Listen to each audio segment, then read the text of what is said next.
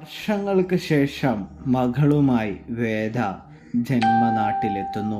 അങ്ങനെ പ്രിയ പ്രേക്ഷകരെ, കൂട്ടുകാരെ, പവിത്രത്തിൽ നമുക്ക് കാണാനായിട്ട് കഴിയുന്നത് വിക്രം ജയിലിലായിരിക്കുന്ന കാഴ്ച തന്നെയാണ്. വിക്രത്തിന് നല്ല രീതിയിൽ തന്നെ ശിക്ഷയും കാര്യങ്ങളൊക്കെ ലഭിക്കുന്നത് കാണാനായിട്ട് കഴിയുന്നുണ്ട്. വിക്രത്തിനായിട്ട് നമ്മുടെ വേദയുടെ അച്ഛൻ ജില്ലാ ജഡ്ജിയാണ് ഒരുപാട് പരിശ്രമങ്ങൾ നടത്തുന്നത് എന്ന് കാണാനായിട്ട് കഴിയും. പക്ഷേ ആ പരിശ്രമങ്ങളൊന്നും ഒരർത്ഥവുമില്ലാതെ പോകുന്നൊരു കാഴ്ച കാണാനായിട്ട് സാധിക്കും. അതായത് വേറൊന്നുമല്ലാട്ടോ, നമ്മുടെ ശ്രീകാന്താണ് എതിർവശത്ത്. അവൻ പണം കൊടുത്ത് ഒരുപാട് പേരെ കള്ളസാക്ഷി പറയിപ്പിക്കുന്നൊരു കാഴ്ച കാണാനായിട്ട് കഴിയുന്നുണ്ട്. ഇതേ സമയമാണെങ്കിൽ കള്ളസാക്ഷി പറയുന്നത് കൊണ്ട് തന്നെ ഒന്നും ചെയ്യാനായിട്ട് നമ്മുടെ അച്ഛനെ കൊണ്ട് സാധിക്കുന്നില്ല എന്നും കാണാനായിട്ട് കഴിയും. അതുകൊണ്ട് തന്നെ അച്ഛനാകെ പെട്ടുപോകുന്ന ഒരു സാഹചര്യം.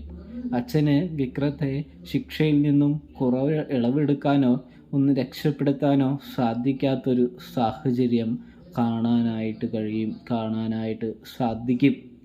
ഇതേ സമയമാണെങ്കിൽ എന്ത് ചെയ്യണമെന്നറിയാതെ അച്ഛനാണെങ്കിൽ നിൽക്കുന്ന ആ സാഹചര്യത്തിൽ വിക്രമാണെങ്കിൽ പറയുന്നുണ്ട്, എനിക്ക് ശിക്ഷ അനുഭവിക്കുന്നത് കൊണ്ട് യാതൊരു കുഴപ്പമില്ല, പക്ഷേ വേദിയെയും കുഞ്ഞിനെയും നന്നായി നോക്കിയാൽ മതി എന്ന് പറയുന്നത് കാണാൻ സാധിക്കും.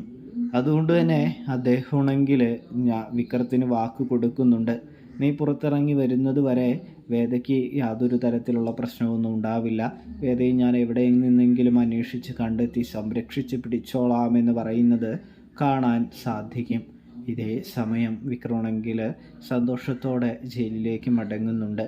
അപ്പോഴും വേദയെ കാണാൻ പറ്റാത്തതിൻ്റെ ദേഷ്യം, വേദയെ കാണാൻ പറ്റാത്തതിൻ്റെ സങ്കടമൊക്കെ വിക്രത്തിൻ്റെ മനസ്സിലുണ്ട് എന്ന് കാണാം. ഇവിടെ വേദയുടെ അച്ഛനാണെങ്കിൽ ഒരുപാട് അന്വേഷിക്കുന്നുണ്ട് വേദയൊന്ന് കാണാനായിട്ട്, വേദയോടൊന്ന് സംസാരിക്കാനായിട്ട്. പക്ഷെ വേദയെ കിട്ടോ? ഇല്ല. വേദ തൻ്റെ കൂട്ടുകാരിയുടെ കൂടെ വേറൊരു നഗരത്തിലേക്ക് സ്ഥലം മാറുന്നു. അത് വിക്രമില്ലാത്തത് കൊണ്ട് തന്നെ തൻ്റെ കുഞ്ഞിന് സംരക്ഷണം നൽകാൻ ആരുണ്ട് എന്നൊരു ചോദ്യത്തിന് പിന്നാലെയാണ് വേദ അങ്ങനെ മാറുന്നത്. വേദ മാറിക്കഴിയുമ്പോൾ നമ്മുടെ അച്ഛനാണെങ്കിൽ അതിനെക്കുറിച്ചൊന്നും അറിയാതെ വേദയെ പല സ്ഥലങ്ങളിൽ അന്വേഷിച്ച് നടക്കുന്നുണ്ട്. വേദ കൂട്ടുകാരിക്കൊരു ഭാരമാവാതിരിക്കാനായിട്ട് അവിടെ ചെറിയ ചെറിയ ജോലികളൊക്കെ ചെയ്യാനായിട്ട് തുടങ്ങുന്നത് കാണാം. അപ്പോഴാണെങ്കിൽ തൻ്റെ ഡെലിവറി സമയത്ത് തനിക്ക് കാശിന് അന്വേഷിച്ച് നടക്കേണ്ട ആവശ്യം സാഹചര്യം ഉണ്ടാവില്ല എന്ന് വേദ തിരിച്ചറിയുന്നത് കൊണ്ട് തന്നെ വേദയാണെങ്കിൽ സന്തോഷത്തോടെ തന്നെ ജോലിയൊക്കെ ചെയ്യുന്നുണ്ട്. അപ്പോഴും വേദയെ അലട്ടുന്നത് വിക്രം തന്നെയാണ് എന്ന് കാണാം. ഇവിടെയാണെങ്കിൽ അങ്ങനെ വർഷങ്ങൾ കടന്നു പോകുന്നു. വേദ ജോലിക്കൊക്കെ പോകുന്നുണ്ട്. അങ്ങനെ വേദയുടെ ഡെലിവറിയും കാര്യങ്ങളൊക്കെ കഴിഞ്ഞു. നല്ലൊരു പെൺകുഞ്ഞ് വേദയ്ക്ക് ജന്മമെടുക്കുന്നുണ്ട് എന്ന് കാണാനായിട്ട് കഴിയും. ഒടുവിൽ ആ പെൺകുഞ്ഞാണെങ്കിൽ 2-3 വയസ്സൊക്കെ ആയി കഴിയുമ്പോൾ വേദയുടെ അടുത്ത് കൂടുതൽ കാര്യങ്ങളൊക്കെ ഓരോന്നൊക്കെ അങ്ങനെ ചോദിക്കാനായിട്ട് തുടങ്ങുന്നുണ്ട്. 3-4 വയസ്സൊക്കെ കഴിയുമ്പോഴേക്കും. അപ്പോഴാണെങ്കിൽ വേദയാണെങ്കിൽ ഒരു കാര്യം കേൾക്കാനായിട്ടിടയാകുന്നു. വിക്രത്തിൻ്റെ ഏതാണ്ട് ജയിൽ വാസമൊക്കെ തീരാറായി എന്ന്. അതുകൊണ്ട് തന്നെ ഇനിയും താൻ ആ നഗരത്തിൽ തുടരേണ്ടതില്ല എന്ന് വേദ തിരിച്ചറിയുന്നത് കൊണ്ട് തന്നെ വേദ പതിയെ തൻ്റെ ജന്മനാട്ടിലേക്ക് തിരികെ വരുന്നൊരു കാഴ്ച കാണാൻ സാധിക്കും.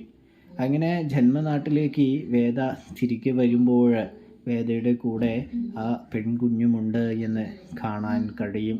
അപ്പോൾ വേദ പറയുന്നുണ്ട്, മോളെ, നിനക്ക് ഞാൻ നിൻ്റെ അച്ഛനെ കാണിച്ചു തരാമെന്നൊക്കെ പറയുന്നത് കാണാനായിട്ട് കഴിയുന്നുണ്ട് കേട്ടോ. ഇതേ സമയം കുഞ്ഞാണെങ്കിൽ വളരെയധികം സന്തോഷത്തിലാണ്, അച്ഛനെ കാണാമല്ലോ എന്ന സന്തോഷത്തിൽ. അങ്ങനെ അവരാദ്യം തന്നെ വിക്രത്തെ തേടി വിക്രത്തിൻ്റെ വീട്ടിലേക്ക്, വിക്രത്തിൻ്റെ കൂരയിലേക്ക് ചെല്ലുമ്പോൾ വിക്രം അവിടെയില്ല. പകരം അച്ഛനും അമ്മയും ചേച്ചിമാരൊക്കെയുണ്ട്. അവർ വേദയെ കണ്ടതും വാരിപ്പുണരുന്നതും സങ്കടങ്ങളും കാര്യങ്ങളുമൊക്കെ വിശേഷങ്ങളൊക്കെ തിരക്കുന്നതും കാണാം. അപ്പോഴും അവരൊരു ചോദ്യം ചോദിക്കുന്നുണ്ട്, കുഞ്ഞ് ആരാണെന്ന്. ഇതേ സമയം വേദ അതിന് വലിയ ഉത്തരവൊന്നും ഇപ്പോൾ കൊടുക്കുന്നില്ല എന്നും കാണാൻ സാധിക്കുന്നുണ്ട്. അങ്ങനെ അവിടെ നിൽക്കുന്ന സമയം വിക്രം ജയിൽ ശിക്ഷയൊക്കെ കഴിഞ്ഞ് പുറത്തേക്ക് വരുന്നു. അങ്ങനെ വിക്രത്തെ കണ്ട് വേദ ഓടിച്ചെന്ന് കെട്ടിപ്പിടിക്കുന്ന സീനൊക്കെ കാണാനുണ്ട് കേട്ടോ. ഇനി രണ്ടാം ഭാഗത്തിൽ അങ്ങനെ അതിമനോഹരമായ അടിപൊളിയായ എപ്പിസോഡുകളൊക്കെ ഉണ്ട് എന്ന് കാണാനായിട്ട് കഴിയും. ഇതേ സമയമാണെങ്കിൽ വിക്രമാണെങ്കിൽ വേദയുടെ കയ്യിലുള്ള കുഞ്ഞിനെയാണ് നോക്കുന്നത്. ഇത് ആരാണെന്ന് ചോദിക്കുമ്പോൾ വേദ പറയുന്നുണ്ട് വിക്രം എൻ്റെ കൂടെ വരണം എന്ന് പറഞ്ഞുകൊണ്ട് തന്നെ വേഗം തന്നെ വേദയുടെ വീട്ടിലേക്ക് പോകുന്നു. അതിനുശേഷം ശ്രീകാന്ത് അവിടെയുണ്ട്. ശ്രീകാന്തിൻ്റെ മുഖത്ത് നോക്കി പറയുന്നുണ്ട്, തനിക്ക് വിക്രത്തിനും ജനിച്ച കുഞ്ഞാണിത്. ഈ കുഞ്ഞിന് അവകാശപ്പെട്ട എല്ലാ സ്വത്തുക്കളും ഞാൻ നേടിയെടുക്കും. നിങ്ങളുടെ ചതിയെല്ലാം ഞാൻ പൊളിച്ചെടുക്കും. നിങ്ങളങ്ങനെ സ്വത്ത്, എൻ്റെ കുഞ്ഞിന് അവകാശപ്പെട്ട സ്വത്തൊന്നും അങ്ങനെ നിങ്ങൾ ഒറ്റയ്ക്ക് അനുഭവിക്കേണ്ട എന്ന് പറയുന്നത് കാണാം. അപ്പോഴാണ് വിക്രം തൻ്റെ മകളാണ് അത് എന്ന് തിരിച്ചറിയുന്നത്. ഇതേ സമയം വിക്രം ഓടിച്ചെന്ന് മകളെ പിടിച്ച് കെട്ടിപ്പിടിക്കുന്നൊരു കാഴ്ച കാണാനായിട്ട് കഴിയും. വളരെ അടിപൊളി എപ്പിസോഡാണ് കേട്ടോ. അപ്പോൾ റിവ്യൂ ഇഷ്ടപ്പെട്ട ചാനൽ മറക്കാതെ സബ്സ്ക്രൈബ് കൂട്ടുകാരെ.